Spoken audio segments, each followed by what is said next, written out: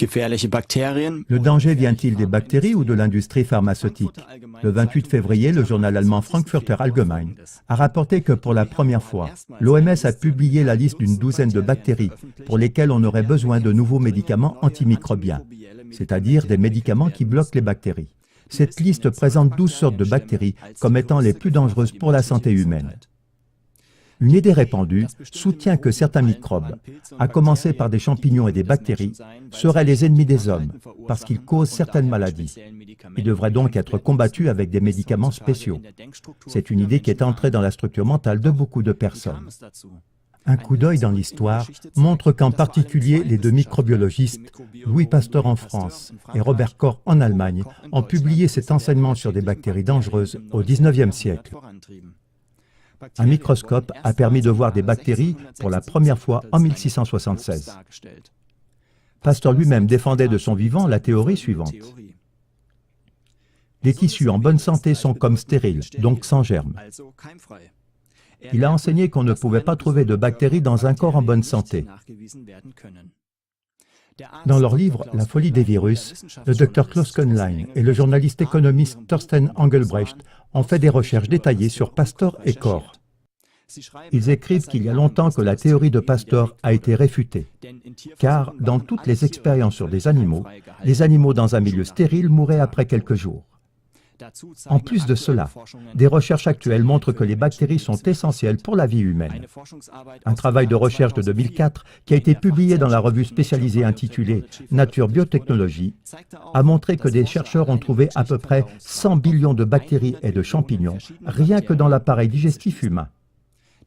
Le professeur Jeremy Nicholson, qui est responsable de ce travail de recherche, a résumé cela en affirmant que l'homme peut être considéré comme un écosystème en soi, dirigé par des micro-organismes. Y aurait-il quand même des bactéries qui présentent de plus grands dangers pour la santé humaine, comme cela a été dogmatisé par l'OMS et l'industrie pharmaceutique?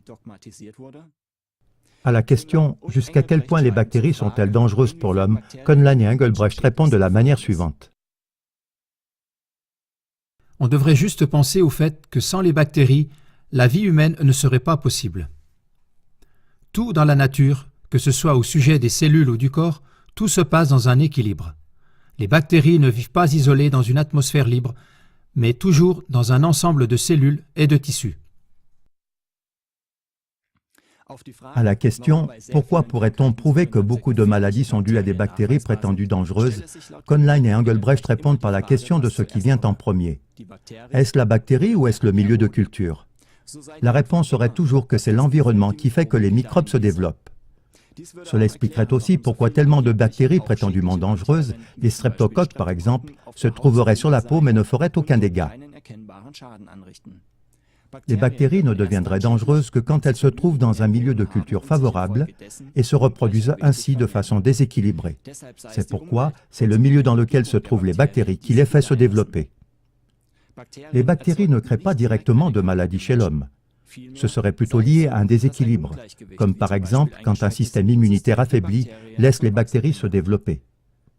Un déséquilibre corporel serait créé surtout par un manque de vitamines, de minéraux ou d'activité physique, mais aussi par la consommation de drogue, l'abus d'alcool ou un excès de sucre. C'est seulement à cause des conditions défavorables que des bactéries, en fait inoffensives, deviendraient dangereuses. Cela aurait été aussi le cas pour une maladie qui provoque de fortes diarrhées, le choléra, que l'on trouvait beaucoup dans les pays industriels du XIXe siècle. En cherchant la cause, les partisans de Pasteur ont accusé les bactéries du choléra sans prendre en compte le fait que les personnes contaminées par le choléra buvaient chaque jour de l'eau visiblement polluée et de l'eau non traitée, envahie d'excréments et de produits chimiques industriels, et qu'en plus de cela, ils avaient une mauvaise hygiène de vie. Les bactéries du choléra pouvaient se reproduire grâce à l'eau polluée, et elles infectaient ensuite les gens déjà affaiblis. Le choléra a finalement pu être repoussé avec une eau de meilleure qualité et une meilleure hygiène de vie.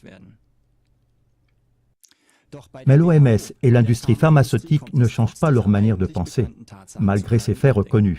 Jusqu'à présent, beaucoup de bactéries sont reconnues dangereuses pour la santé humaine et sont rendues responsables pour certaines maladies sans que les vraies causes soient nommées, à savoir de mauvaises conditions de vie. Cela donne naissance presque chaque année à de nouveaux vaccins contre de nouveaux poisons bactériens, par exemple. Et la demande de médicaments pour stopper les bactéries devient de plus en plus forte. De cette manière, l'industrie médicale se maintient. Elle fait chaque année de plus en plus de profits, mais elle se fonde sur une thèse déjà dépassée et clairement réfutée. À cause de cela, on doit se demander si l'industrie pharmaceutique agit vraiment pour le bien-être de la population. Il semble plutôt que l'enseignement sur les prétendues bactéries dangereuses agit seulement pour le bien-être de l'industrie pharmaceutique.